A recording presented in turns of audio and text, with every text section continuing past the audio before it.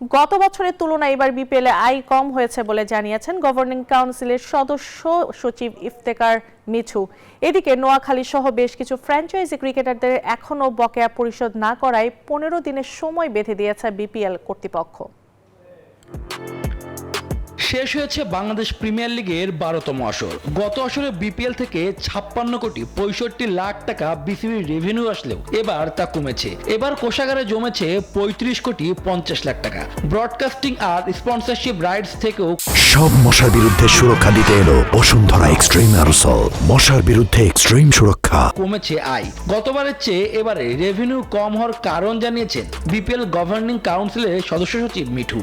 প্রথম কথা হচ্ছে গতবারের টিমদের থেকে এবার তো টিম কম, তাতে 6টা ম্যাচ আপনার ফার্স্ট রাউন্ডে 6টা ম্যাচ কম হয়েছে।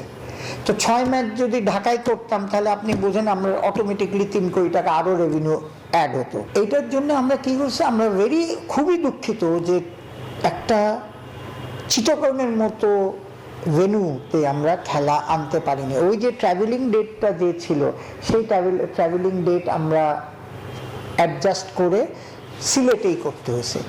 ওই 6 ম্যাচও কিন্তু আমাদের রেভিনিউ কম হয়েছে।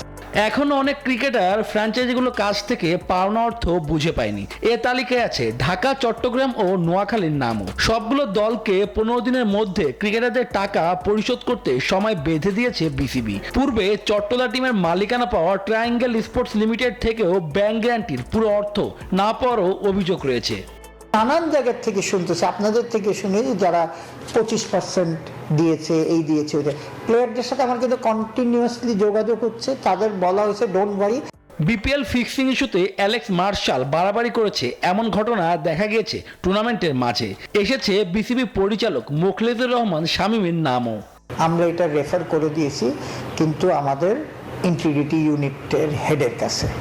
উনি এখন এটাকে ইনভেস্টিগেট করছে। ম্যানেজারকে জানিয়ে কেন রুমে যায়নি? এখন আপনি যদি মনে করেন আপনার সন্দেহ হয়েছে, আমি আপনাকে জানিয়ে পুলিশ যাবে, জানিয়ে ধরতে যে আমি তোমাকে অ্যারেস্ট করছি।